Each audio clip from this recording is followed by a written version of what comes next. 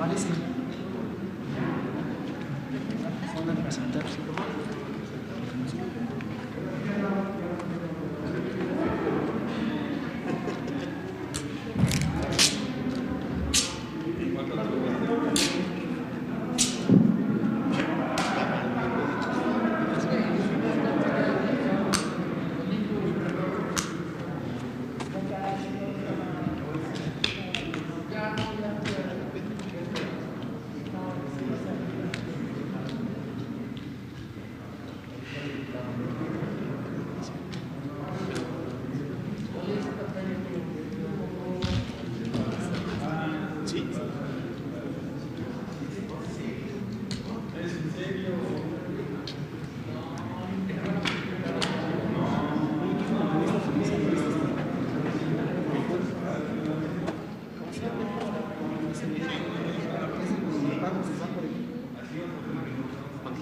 Godoy.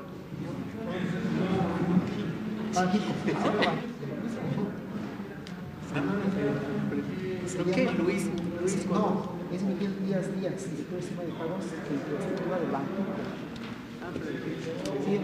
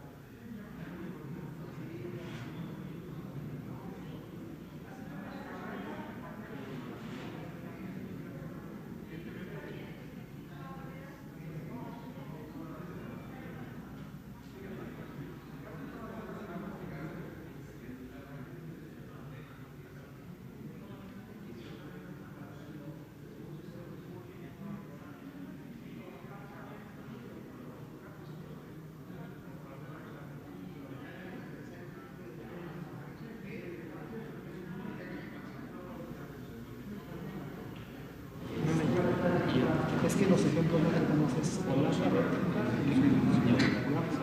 Ah, ya me llegó. Oye,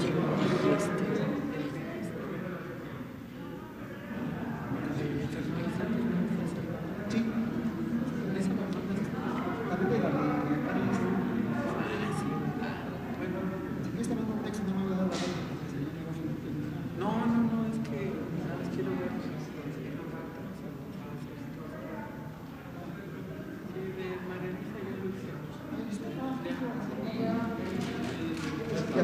Sí, gracias.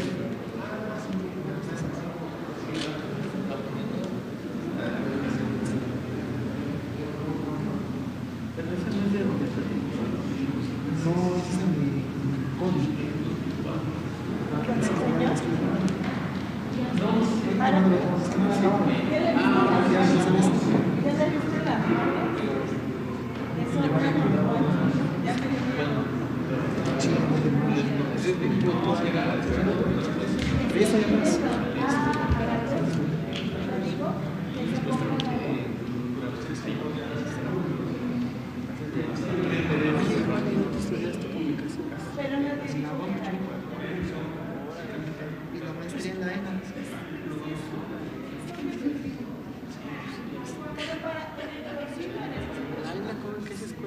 De antropología. Está allá por periódico. Esa es la maestría. Ahí estudia la maestría en antropología.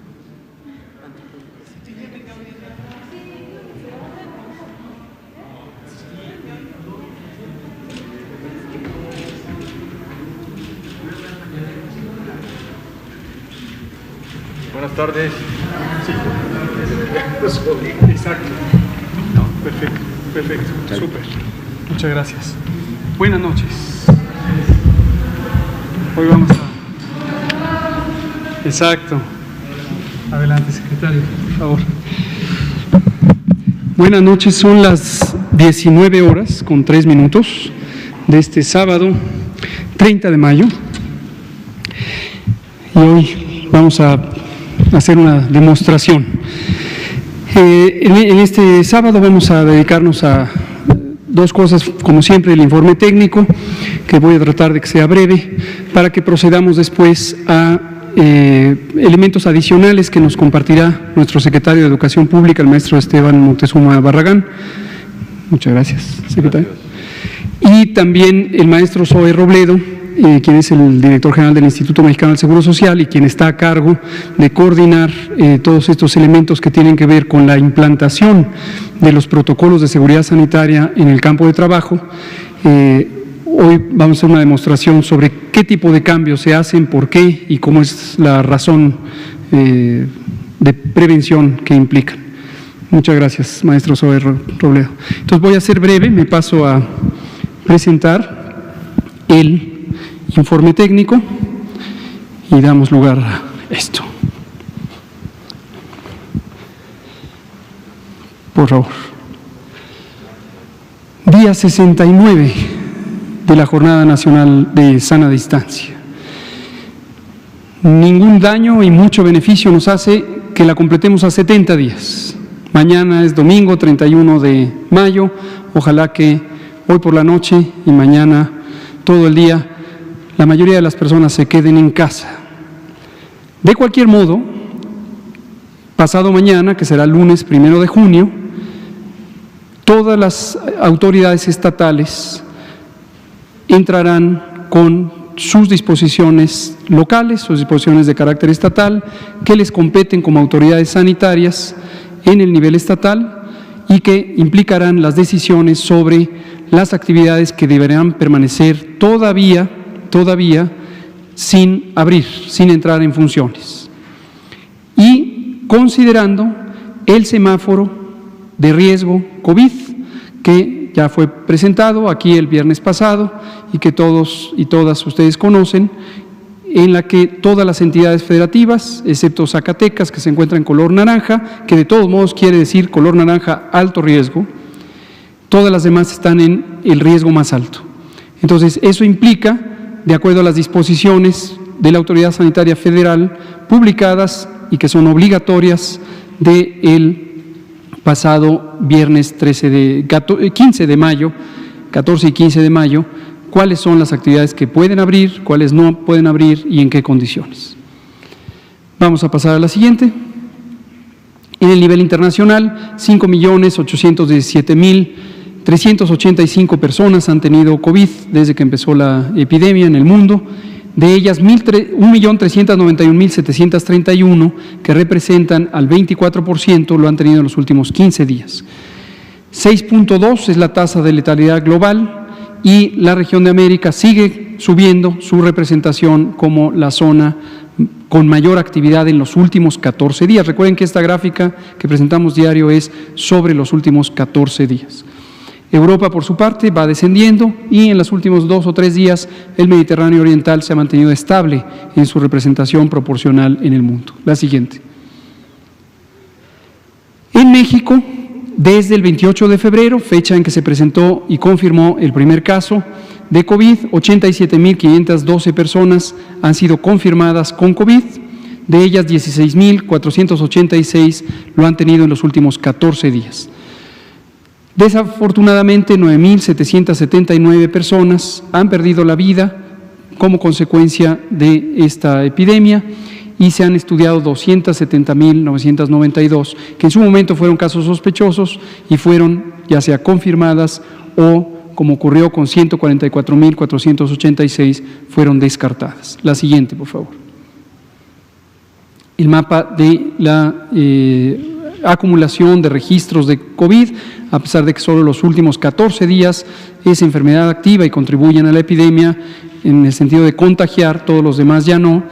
siempre nos interesa mantener el registro desde el inicio de la epidemia. 87.512 personas significa, en términos de la proporción que representa en la población, que 68.5 personas por cada 100.000 que residen en México han tenido COVID desde el 28 de febrero. La siguiente, lo podemos ver con una gráfica de columnas, cómo ha sido la constante desde que empezó la epidemia. La zona más afectada ha sido el Valle de México, donde reside casi la cuarta parte de la población. La siguiente. Los casos recientes, 16.486, se presentan como se señala en el mapa, de acuerdo a intervalos de presentación de número de casos, y en la gráfica de columnas que vemos a continuación podemos ver con mayor claridad también lo mismo. La Ciudad de México y la zona conurbada del Valle de México en el Estado de México es la zona con la mayor frecuencia de casos recientes. Le sigue Tabasco, Puebla, Baja California, Chiapas y Jalisco. Jalisco empieza a acercarse a los lugares hacia arriba. La siguiente. En la incidencia, cuando hacemos la comparación de acuerdo al número de habitantes en cada entidad federativa, y podemos hacer una comparación apropiada, 12.9 personas, prácticamente 13 personas por cada 100.000 habitantes han tenido COVID en los últimos 14 días. Esto lo vemos también en la siguiente gráfica de columnas, en donde identificamos la comparación. Y aquí les recuerdo la metodología que estamos usando desde hace unos pocos días, cuando incorporamos estas barras grises como punto de comparación. En cualquiera de las pares de barras donde la verde es más grande que la gris, quiere decir que en la quincena reciente hay una incidencia mayor que en la quincena previa. Pero si nos vamos a algunas entidades federativas como Querétaro, que ya empiezan a tener un patrón bastante consistente de cambio, en donde la columna gris, que representa casos más antiguos, ya empiezan a ser más grandes que los de casos recientes, o visto al revés, está disminuyendo la epidemia en estas entidades federativas. La siguiente, por favor. Las defunciones se presentan como se muestra en la gráfica. Recordar que la gráfica empezó el 18 de marzo, fecha de la primera defunción, y termina precisamente en el día de hoy. Y los incrementos en el número de defunciones los presentamos en paquetes diarios, de acuerdo a cómo son confirmadas estas defunciones. El día de hoy tuvimos un poco más de 340 con respecto al día de ayer, y en realidad corresponde a varios días de ocurrencia, que se distribuyen como se ha mostrado en esta gráfica. 801 están en este momento precisamente en ese proceso de análisis para su confirmación. La siguiente. Por entidad federativa, ahí están los defunciones, no ha variado: Ciudad de México, México, Baja California, Tabasco, Veracruz, Sinaloa, Puebla, Quintana Roo. La siguiente, por favor. Nuestra gráfica de casos, de acuerdo a la fecha del inicio de los síntomas, también se ve en la dispersión que se aprecia en la gráfica, y se puede ver que 38.994, que es la zona amarilla, están todavía en el proceso de estudio. Y recordarles cada día que no son las mismas personas, sino que unas son nuevas, otras ya se van pasando a lo rojo, a la confirmación. La siguiente. Y nuestra curva de casos acumulados, de ayer hacia hoy, sumamos 3.4% con respecto a lo que había ayer. Eso es 2.885 casos nuevos que se han confirmado y suman 87.512. La siguiente. Nuestros hospitales COVID, 787, no hay variación desde ayer que lo presentamos, y 98% lo han notificado.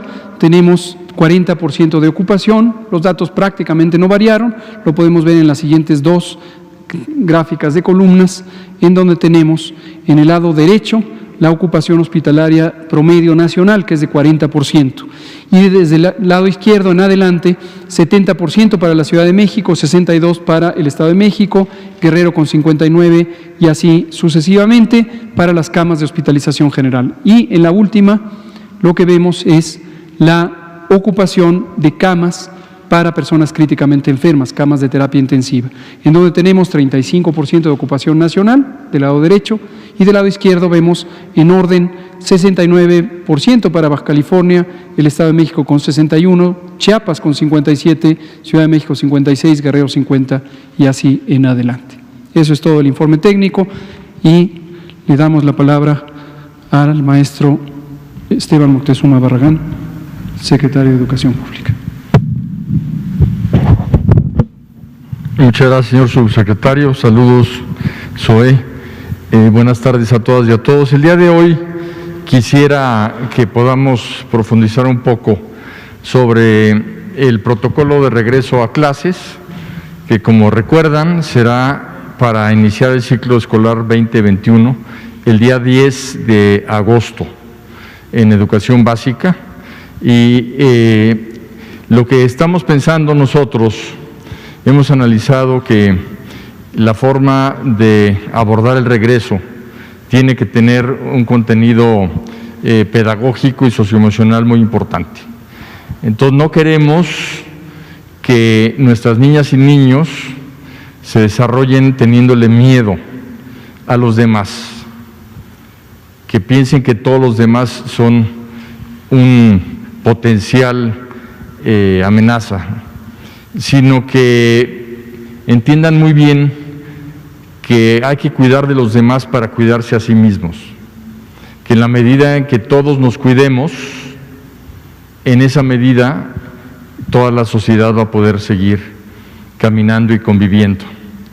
Y esto es algo muy importante porque va a ser parte de todo lo que estamos elaborando, de manera que guardando la sana distancia y teniendo un protocolo que ahorita les vamos a mostrar, no se llegará a extremos como el que estamos viendo. El protocolo de regreso a clases tiene 9 intervenciones.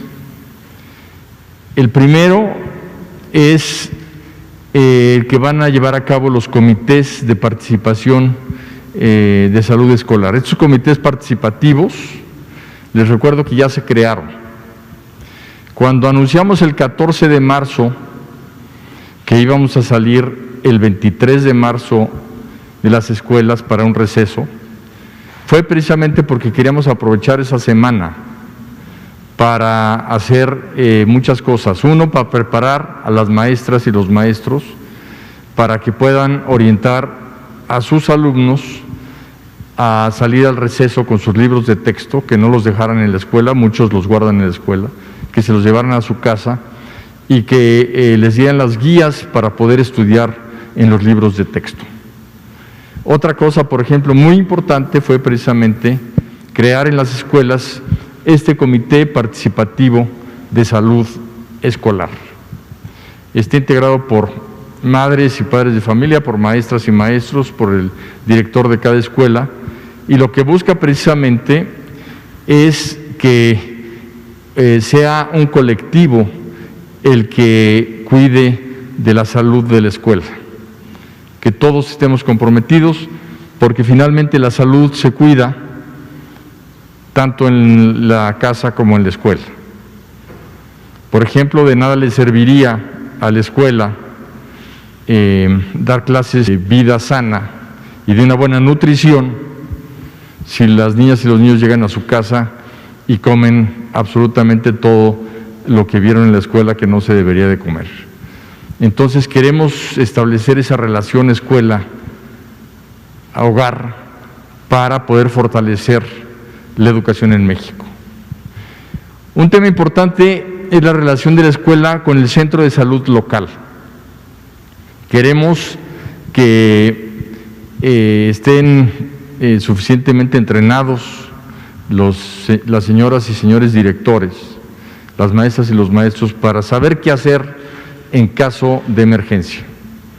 Que no se pongan a pensar qué hacer en el momento en que ocurra, que tengan a la mano en un letrero muy grande los teléfonos de este centro y que puedan reaccionar de inmediato. Otro tema es el de sanitización y limpieza. Antes de regresar a la escuela, la semana previa al regreso, Este comité va a organizar jornadas de limpieza general de la escuela. Esa limpieza general nos debe de llevar a que la escuela ya tenga toda una dinámica de limpieza rutinaria, que las escuelas estén limpias y no solo de SARS-CoV, sino también de basura y de muchas otras cosas. Que nuestros niñas y niños adopten la cultura de vivir en un ambiente limpio y sano, porque la higiene es salud y la salud es bienestar. Estamos buscando el bienestar de nuestras niñas y niños. Otro tema importante son los filtros que les llamamos de corresponsabilidad. ¿Por qué? Porque todos somos corresponsables de este esfuerzo. Este esfuerzo empieza en casa, se refuerza al ingresar a la escuela y continúa en el salón de clases. Para empezar, le vamos a pedir a todas las madres y padres de familia que de una manera sumamente, digamos que práctica, en cualquier pedazo de papel, en cualquier hoja, escriban que nadie de su familia o su hija o hijo, aparentemente, porque nadie es experto, no podemos diagnosticar, se trata de apariencia, nadie aparentemente tiene signos de enfermedad. Para que las niñas y los niños lleguen a la escuela con esa pequeña declaración de la casa, entren a la escuela al primer filtro y después las maestras y los maestros siempre estén al pendiente de todas y cada uno de sus alumnos. En el propio comité se van a establecer las medidas de higiene permanentes. Estamos hablando del estornudo, que tenemos que enseñarle a todas nuestras niñas y niños cómo hacerlo. Estamos hablando del significado de la sana distancia. Estamos hablando del saludo, de que se salude de corazón, pero no se den la mano, no se den abrazos y besos y apapachos, eso será después. Y de todo ese tipo de cosas que va a marcar el propio comité. Vamos a tener un entrenamiento formal que está precisamente diseñando la Secretaría de Salud. Hugo López-Gatell platicó junto con nosotros, con todos los secretarios de educación del país, para hablar sobre la importancia de tener un entrenamiento formal. Después, buscar, cada escuela es diferente y en un país como México, pues hay enormes diferencias, pero buscar que en la medida de lo posible se pueda establecer la circulación en un sentido en toda la escuela, de manera que no se crucen de frente las niñas, los niños, los maestros, las maestras, sino que todos circulen y se pueda en un momento dado circular de una manera más segura. Y finalmente, para ello tendremos que poner señalizaciones que no son señalizaciones especializadas o caras, estamos hablando de cartulinas con un plumón que nos indiquen cómo es la circulación en la escuela. El segundo punto de estas intervenciones es garantizar acceso a jabón y agua o gel en todas las escuelas. Esto es muy importante precisamente porque la forma más efectiva, según nos ha dicho el subsecretario, de prevenir contagiarse es lavarse permanentemente las manos. Y queremos que eso pueda suceder en todas las escuelas y por eso se ha hecho un esfuerzo muy especial en la escuela es nuestra, en donde se está enviando el recurso ya a más de 28,000 escuelas y vamos a llegar muy pronto a cerca de 47,000 y ese recurso, muchas de las escuelas que no tengan agua lo van a emplear para poder tenerla. El tercer punto es el cuidado de maestras y maestros en grupos de riesgo. Es muy importante para todos nosotros cuidar al magisterio, cuidar a nuestras maestras y maestros, y para ello estamos precisamente conversando con el ISSSTE para tener un seguimiento y un cuidado especial. Yo quiero señalar que afortunadamente dentro de toda esta estrategia para luchar en contra de la pandemia, hemos puesto al final el regreso a clases, así como fue el principio en donde el receso escolar fue la primera acción que se desarrolló, así dejamos al final el regreso a clases. Y no es cosa menor, porque todo el sistema educativo, maestras, maestros, alumnos, todo el sistema educativo, trabajadores de la educación, de los niveles básico, media superior y superior, suman 40 millones de personas. Entonces, cuando se retiró el sector educativo de la actividad pública, lo que se hizo fue sacar a 40 millones de personas. Por eso es que nos ha explicado varias veces Hugo López-Gatell lo que eso significó para evitar que tuviéramos una gráfica de contagios realmente alarmante. Y lo mismo, estos 40 millones van a entrar hasta el final, hasta que esté en el semáforo verde. Cuando esté el semáforo verde, ya va a estar totalmente levantada todas las restricciones de la Secretaría de Salud y del Consejo de Salubridad General.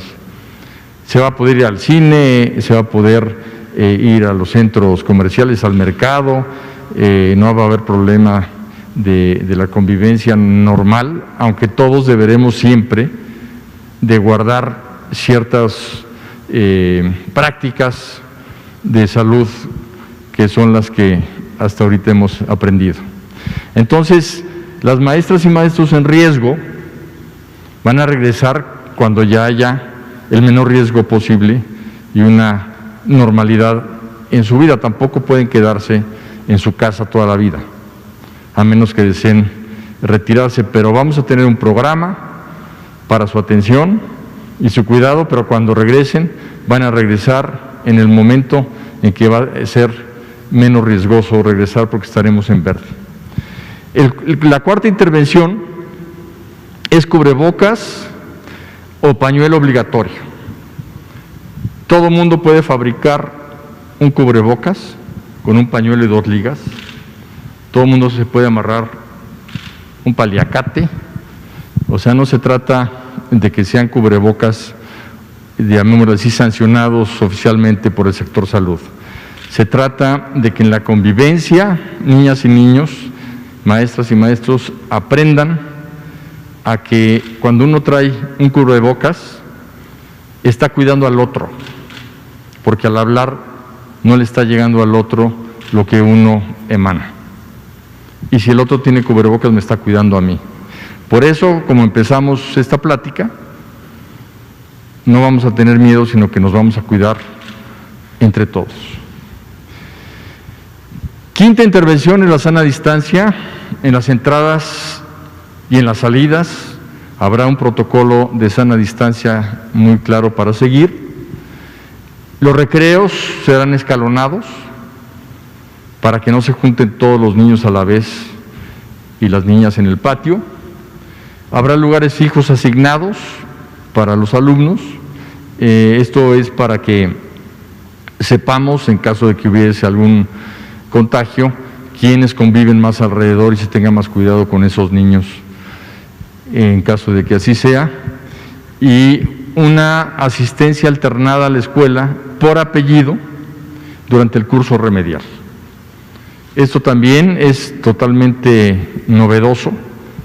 La mitad de la escuela, de los salones, tomarán clases lunes y miércoles por apellido, porque hay familias que tienen a varios hijas e hijos en la escuela, y para que sea el mismo día que todos vayan a la escuela y el mismo día que los recojan, será por apellido. Te ponía yo como ejemplo de la A a la M y de la N a la Z. Unos irán lunes y miércoles y otros irán martes y jueves. Los que vayan el lunes van a hacer proyectos, van a investigar, van a leer, van a trabajar en sus libros de texto, van a hacer tareas los martes. Y los que vayan el martes van a trabajar los miércoles. Y el viernes, como estamos en un periodo que le llamamos remedial, las maestras y los maestros van a ver quiénes son las niñas y los niños con mayor rezago y los van a atender el viernes, pero también a la mitad. Esto nos va a permitir algo muy importante en la educación, que cuando los grupos son tan grandes no se puede, que se llama atención personalizada. No se trata de ser maestro frente a grupo, no se trata de enseñarle a un grupo, se trata de enseñarle a personas individuales, y tengo que saber cómo están en sus aprendizajes, cómo están socioemocionalmente, qué vivieron durante la pandemia para poder trabajar con ellos. El sexto es maximizar el uso de espacios abiertos. Si se puede dar una clase en el patio, es mejor que en un lugar cerrado, por ejemplo. El séptimo es la suspensión de cualquier tipo de ceremonias o reuniones que implique congregar a toda la escuela. Podrá haber una ceremonia en el patio mientras los niños están en su salón, pero no juntarse. El octavo es la detección temprana, y aquí también hay un protocolo, pero yo quiero destacar nada más que con un solo caso de contagio de cualquier persona de la escuela, sea niña, niño, sea maestra, maestro, sea personal que trabajen en la escuela, se cierra la escuela el tiempo que nos diga la Secretaría de Salud que es pertinente para saber que ya no hay peligro en volver. Y el noveno y último es el apoyo socioemocional para docentes y estudiantes. Con estas intervenciones, el regreso a clases será seguro, el regreso a clases tendrá para todos nosotros pues la garantía de que va a ser el menor riesgo posible. Y digo el menor riesgo porque, como nos ha repetido varias veces el señor subsecretario, no vamos a salir de este tema, de este problema, hasta que haya una vacuna. Entonces, hasta entonces siempre habrá un ligero riesgo, y en la medida en que todos seamos más conscientes en prevenir, pues no se va a concretar el riesgo en enfermedad. Muchísimas gracias. Muchas gracias, secretario Moctezuma Barragán. Le damos la palabra al maestro Zoe Robledo y después abriremos a preguntas y respuestas. Muchas gracias, subsecretario. Secretario Moctezuma, muchas gracias a todas y todos y a quienes nos están viendo esta transmisión. Saludos a todos el personal de salud, del Seguro Social y de todas las instituciones que, mientras estamos aquí reunidos, están haciendo un gran trabajo por salvar vidas de mexicanas y de mexicanos.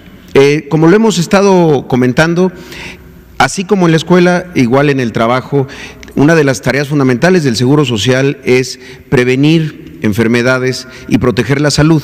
Lo era antes del COVID y lo sigue siendo con mayor razón ahora en este sano retorno a las actividades económicas.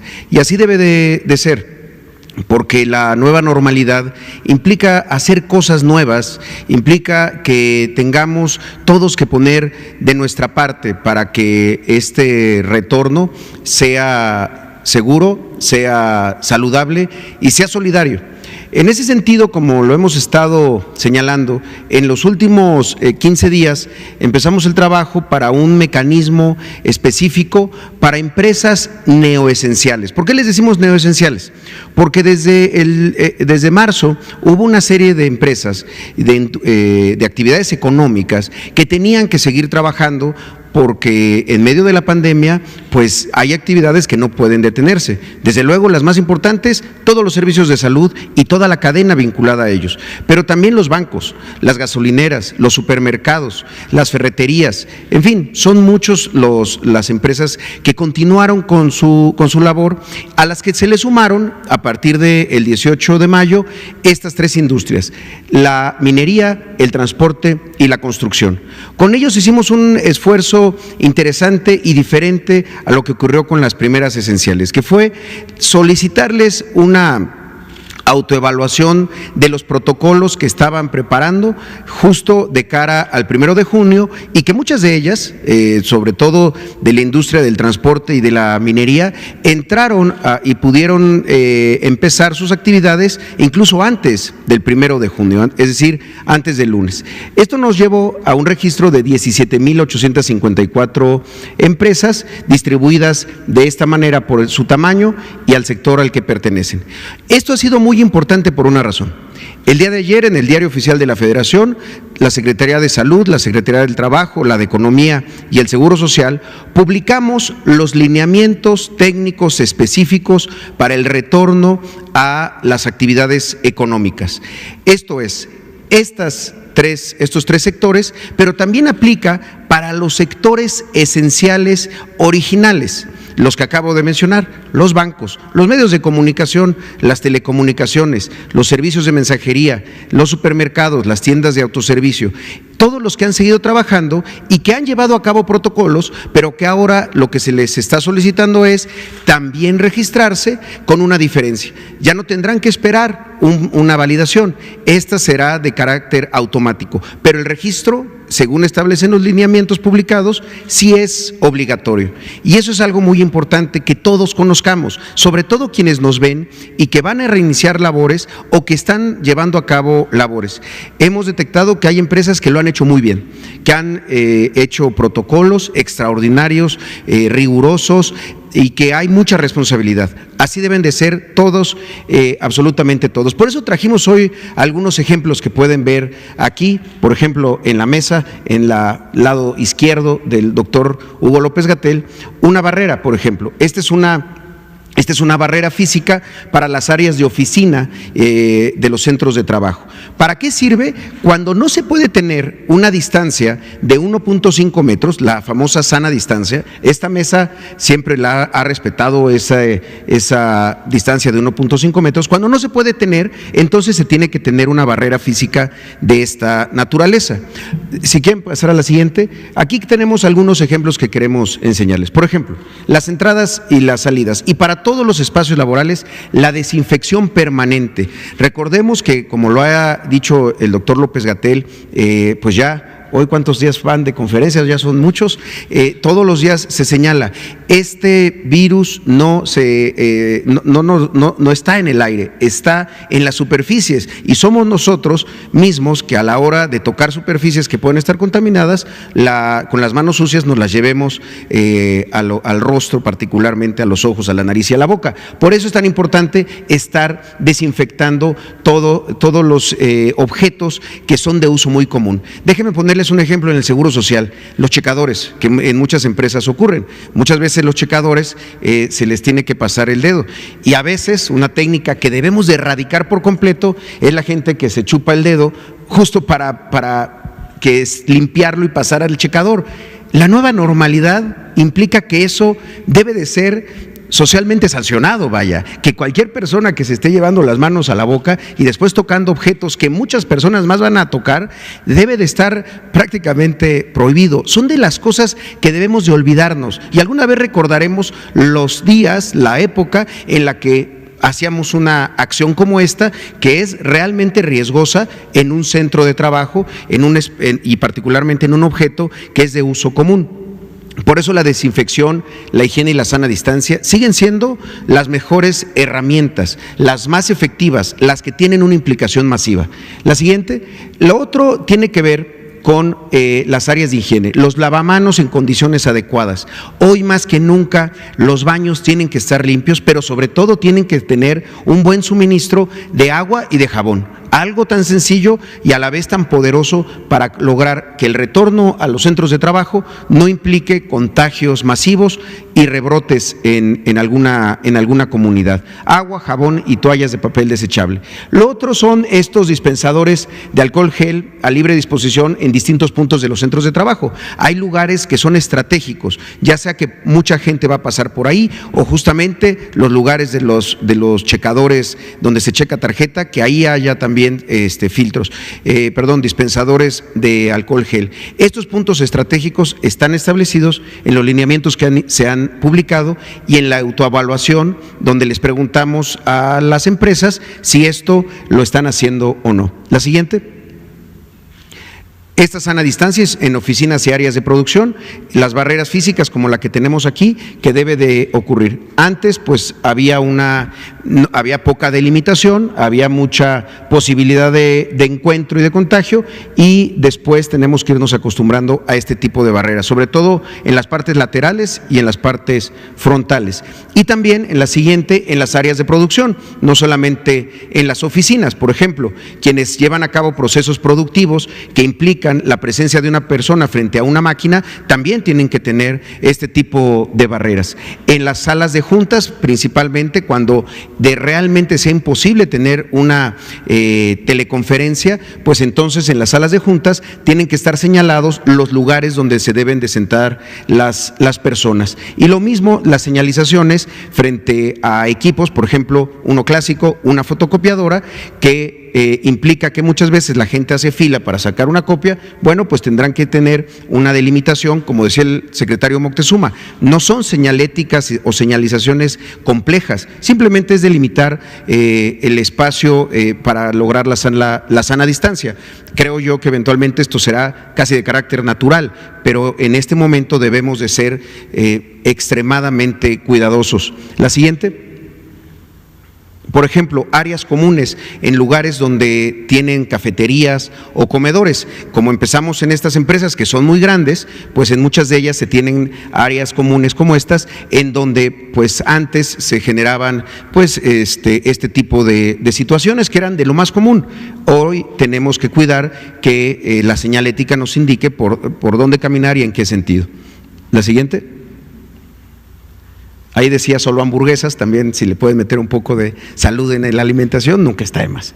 También esta parte de la distancia en áreas comunes, por ejemplo, a la hora de los alimentos, también lograr ciertas sanas distancias en los lugares donde se aplica, desde luego. La siguiente.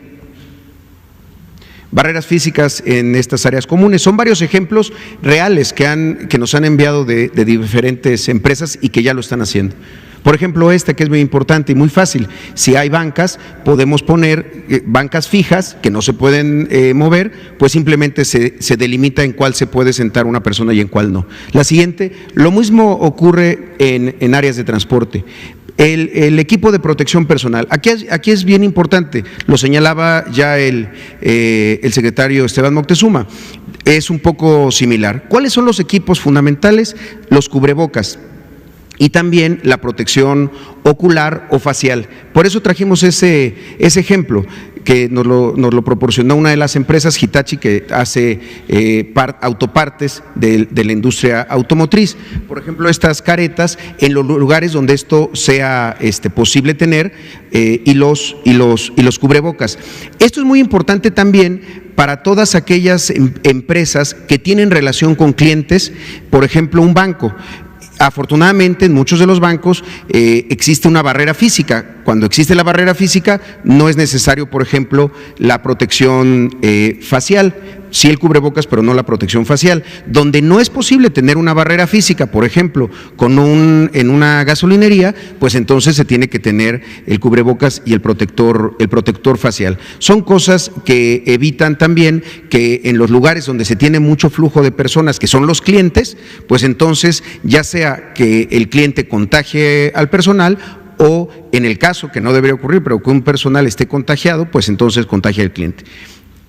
Aquí están algunos de estos ejemplos y algo que sigue siendo muy importante, seguir facilitando el trabajo a distancia, no solamente para los trabajadores que son grupos vulnerables, también en la medida de lo posible, trabajo administrativo o que se puede hacer en casa o incluso trabajo a distancia en un mismo centro de trabajo, que es algo que también debemos acostumbrarnos. El hecho de que en un edificio de 10 pisos, para poner un ejemplo, y se va a tener una reunión en donde están participando personal de cada uno de los pisos, es posible que se lleven a cabo reuniones a distancia, aunque estén en el mismo lugar, porque es mucho mejor, es más eficiente y además pues evita tener espacios tan grandes para conferencias en donde quizá una sala de juntas, por ejemplo, en este caso de 12 personas, se puede hacer fácilmente a distancia, facilitándolo en los lugares donde esto sea posible. La siguiente. Lo que les comentábamos del transporte, en los lugares en donde esto se facilita, poder ubicar cómo son los lugares en donde se puede sentar la gente. La siguiente es un ejemplo muy claro había otro de transporte sobre cómo se deben de ubicar las personas de alguna manera cruzada entre lugares en donde se pueden sentar. Y lo otro que es muy importante, la promoción de la salud, la capacitación, la información permanente de varios temas, orientarnos sobre esta enfermedad para estar más seguros. Yo creo que hay algo muy virtuoso, por ejemplo, con lo que se comentaba de la escuela. Si el ejercicio que va a ser educación tiene que ver con la escuela y con la casa, es igual entre el centro de trabajo y el hogar. Tienen que ser hábitos, conductas que se pueden llevar también a la casa. Obviamente no estamos sugiriendo que la gente traiga cubrebocas y esto en todo el tiempo en sus hogares, pero sí ciertas medidas de higiene, por ejemplo, que deben de seguir, no solamente porque salgan del centro de trabajo y entonces recuperemos hábitos que nos pueden generar contagios, sino que también los lleven a la casa los propios trabajadores. Orientación, capacitación y lo más importante, organización. La siguiente. Me parece que aquí terminamos, son los mismos cursos en línea que hemos estado promocionando, son de acceso abierto, los medios de comunicación pueden también ingresar a ellos, hay sobre COVID, hay sobre recomendaciones de los centros de trabajo, hay sobre qué hacer cuando se tiene un paciente con COVID en el hogar. Son cursos que duran 5 o 6 horas, se evalúan y se genera incluso una certificación para quienes lo aprueban. Vale mucho la pena hacerlos. La siguiente. Y finalmente tenemos un video de 1 minuto que creo que ejemplifica mucho esto que hemos estado conversando. Si lo podemos pasar, muchas gracias.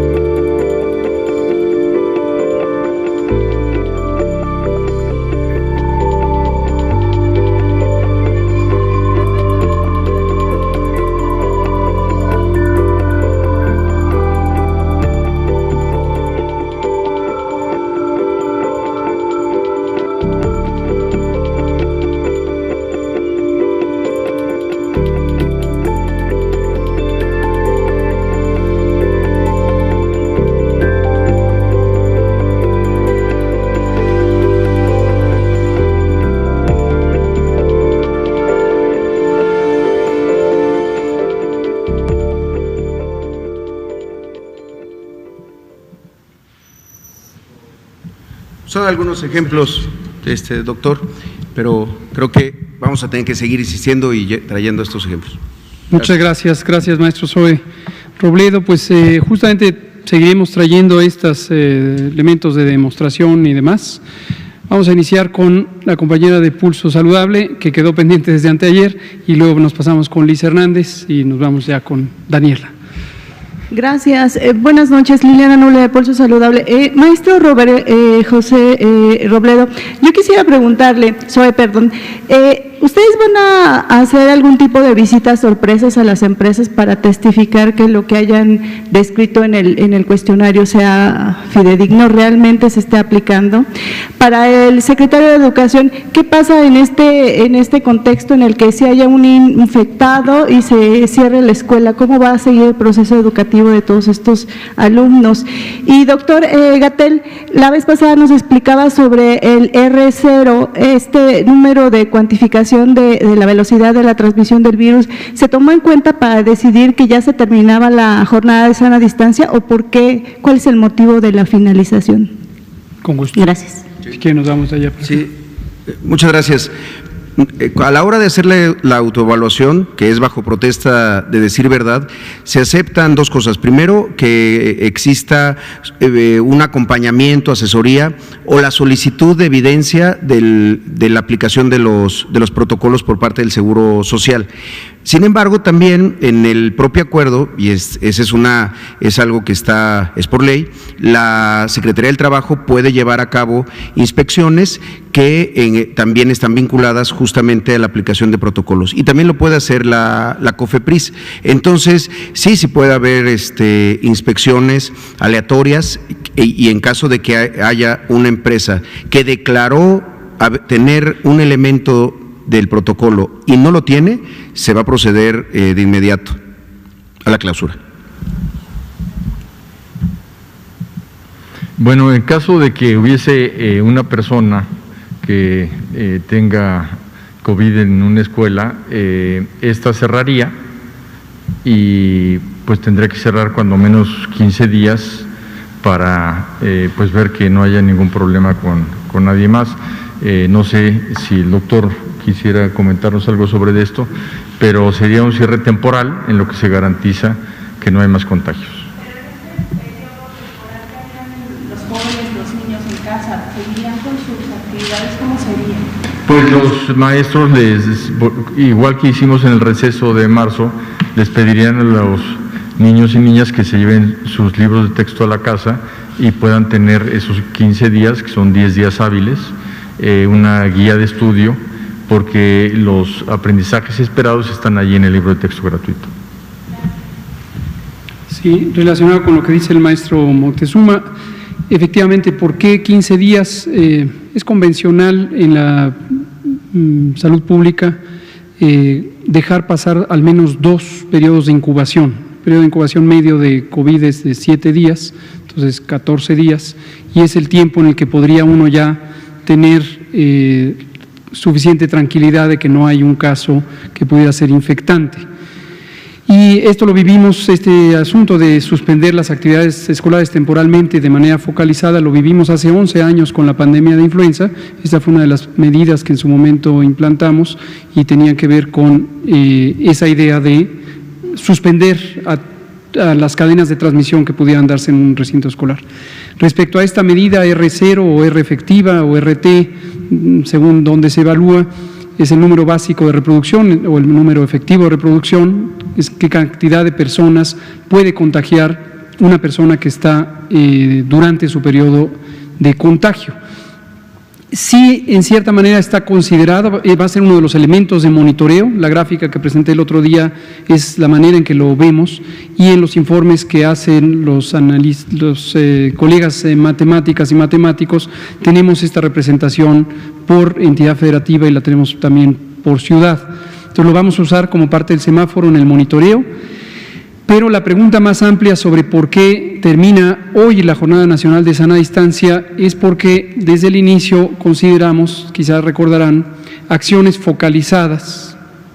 ¿Se acuerdan de una tabla que poníamos de color verde, amarillo y naranja? Y era acciones focalizadas, en la expectativa de que pudiéramos empezar a reconocer los patrones focalizados que tiene la epidemia desde el inicio. Lo cierto es que apreciamos en su momento que era razonablemente dispersa la transmisión desde el inicio y consideramos que era muy importante tener una intervención nacional generalizada, y justamente la interrupción de actividades en el Sistema Nacional Educativo que puso a consideración el maestro Moctezuma Barragán fue una gran oportunidad. Por lo que hemos comentado muchas veces, con una sola decisión administrativa de carácter central se suspende la circulación en el espacio público de casi 40 millones de personas. Entonces, ese fue el pivote de la Jornada Nacional de Sana Distancia. Después se agregaron los otros dos ámbitos, el laboral y el social, y nos permitió tener un impacto nacional. Y ahora que estamos ya con una clara focalización, donde hay asincronía de las epidemias, consideramos que lo más pertinente es que haya un manejo regional, desde luego tutelado o tutoreado por la Autoridad Sanitaria Federal. Por eso lo del semáforo, exactamente, y por eso la importancia de que haya un solo semáforo, como lo va a haber para toda la República.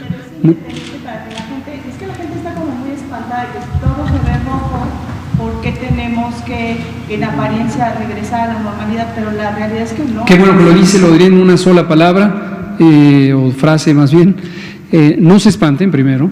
Lo segundo es volver a la nueva normalidad, no quiere decir como antes, no quiere decir salir a la calle, que quede clarísimo esto. No es que a las 0 horas del lunes 1 de junio ya se puede salir a la calle a las actividades normales. Tampoco es que comercios, negocios, empresas pueden abrir, no. Donde hay semáforo rojo, tal como está estipulado en el lineamiento que se publicó, o el acuerdo secretarial que se publicó el 15 de mayo, solo pueden estar en función las actividades esenciales, solamente, incluyendo las 3 nuevas esenciales que son construcción, minería y el sector automotriz. Nada más. Eso sigue vigente y es en función del semáforo. En aquellas entidades federativas donde el semáforo cambie a color naranja, por ejemplo Zacatecas ahora está en color naranja, podrán considerar las entidades federativas la apertura escalonada de aquellas actividades que en este momento son no esenciales. Pero si la entidad federativa, pongamos el ejemplo de Zacatecas, considera que todavía no es momento, a pesar de estar en naranja, Zacatecas, el gobierno de Zacatecas es completamente libre y le respaldaremos de decidir que no es todavía momento de abrir las no esenciales. Así va a ocurrir.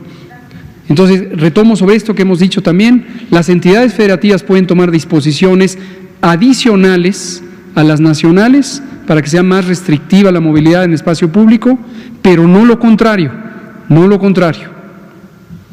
Liz Hernández, por favor, del Grupo Cantón. Gracias. Buenas noches a todas y a todos. Lisbeth Álvarez del diario Basta y Grupo Cantón. Subsecretario, pues ayer quedó pendiente mi pregunta acerca de las personas que tienen artritis, que llevan como 2 meses aproximadamente de no recibir terapias, medicamentos debido a la pandemia. Entonces me mencionaba que igual el día de hoy también me respondía. Y una segunda pregunta para el secretario de Educación Pública, Esteban Moctezuma.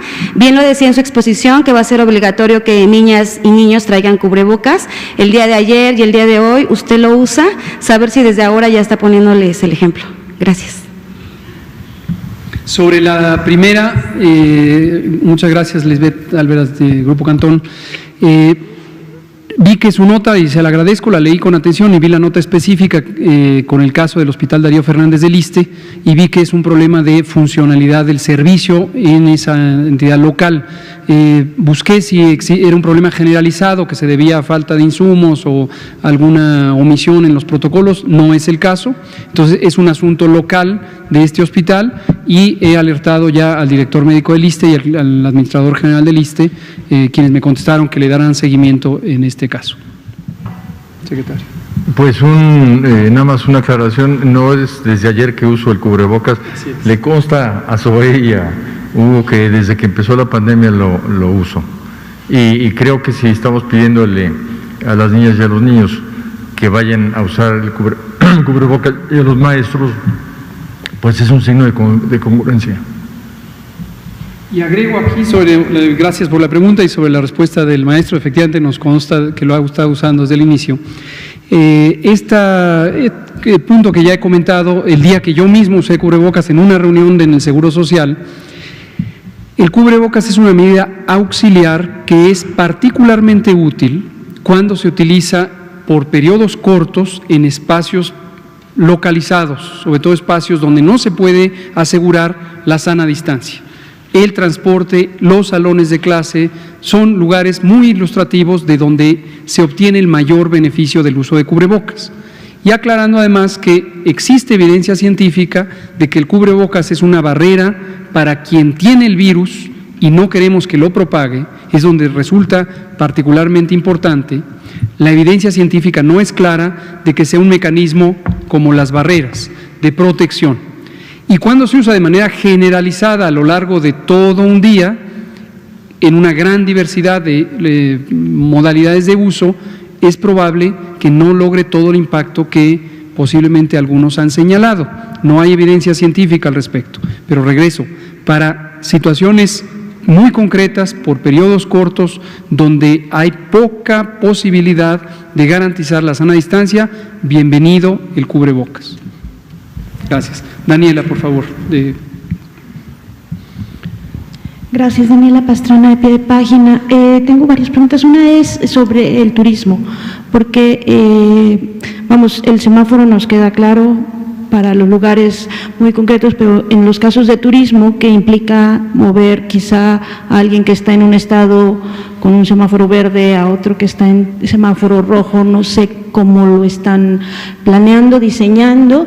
Luego, en el caso del IMSS, ¿cómo se puede garantizar que se respeten las incapacidades? En estos meses hemos visto en varios casos que pues las empresas incluso ocultan que sus trabajadores están enfermos o que no les quieren dar incapacidades porque no dice específicamente que tienen COVID, y bueno, pues no todos tienen COVID porque no todos les hacen la prueba, ¿no? Y en el caso, ayer hablaba el secretario Moctezuma de los calendarios de regreso a clases. Me quedó la duda de qué pasa con las universidades que tienen sistemas cuatrimestrales como la UAM o que tienen verano como la Ibero, y de los estudiantes están en este 10% a los que no se pudo llegar con la educación a distancia porque no hay televisión, no hay luz y no hay internet en sus comunidades. Si va a haber algún plan específico como de recuperación para ellos, no sé si con los de CONAFE o qué hay para estos niños que están muy, muy, muy alejados. Gracias. Nos quedan 35 segundos, así que cabe una respuesta. Le damos la palabra al maestro Esteban Moctezuma. Muchas gracias. El curso remedial, que con ese se inicia el ciclo 2021 el 10 de agosto, es para todos los niveles básicos. Entonces ahí se podrá luchar en contra del rezago. Ahí se va a identificar el rezago y se va a trabajar durante todo el año en ello. Entonces ese es el momento en que quien esté rezagado va a tener la mayor atención. Muchas gracias. Le damos la palabra a Zorro. Solo decirlo muy rápido. Las incapacidades, incluso desde muy al principio de la declaratoria, se estableció un mecanismo para hacerlas a distancia. Es decir, ni siquiera se está solicitando que vayan a la unidad de medicina familiar, y aquí se explicó que la incapacidad pueda ser en línea a partir del llenado de un cuestionario. En el registro de incapacidades hay 247,466 personas que han buscado la incapacidad. Si me lo permiten, nos gustaría mucho mañana aquí, quizá antes de las 7, en la conferencia de las 6, tiene que ver con un tema económico, que cómo ha sido el registro de las incapacidades, porque sí se han dado, y se han dado muchísimas, justamente porque uno de los elementos era evitar que esas personas que tenían algún síntoma leve salieran de su casa, fueran a la unidad de medicina familiar, fueran al banco y regresaran a su casa, todo esto en transporte público, y lográramos cortar cadenas de contagio. Entonces, la incapacidad se debe de dar, y sí ha ocurrido de manera masiva. Entonces, quizá mañana podemos traer un reporte al respecto. Y lo del turismo se lo quedo a deber, es un tema amplio, pero lo vamos a ir explicando. Mañana vamos a tener un evento especial, porque va a venir los funcionarios de la Organización Mundial de la Salud en México, y vamos a hablar de tabaco. Mañana es el Día Mundial de Lucha contra el Tabaco, y vamos a tener un reconocimiento especial que se le hace al país. Entonces, si el secretario Moctezuma y el maestro Zoe Robledo no tienen inconveniente, les pediría si estos temas los podemos pasar para la semana, lunes, ¿no? Y mañana vendría la secretaria de Economía, el secretario de Salud, el secretario de Hacienda, y vamos a hablar, y los funcionarios de la OMS, y vamos a tener esta sesión específica sobre tabaco y partiremos del punto de tabaco y COVID y luego tabaco en general como uno de los mayores causantes de daño para la salud en todas sus modalidades. El tabaco siempre es negativo para la salud. Nada más, solo para que no se vayan con un dato equivocado, se han dado 15,456 incapacidades. O sea, el registro es todas las personas que han entrado a la base para la incapacidad a distancia, algo que llamamos el permiso COVID, pero son 15,456 incapacidades, o sea, sí ha sido un número importante. No, hay de diferentes, hay cuestiones que tienen que ver con enfermedades respiratorias, pero mañana les traemos, bueno, el lunes les traemos el registro completo. Muchas gracias, buenas noches. Mañana. Buenas tardes. Muchas gracias. Sí.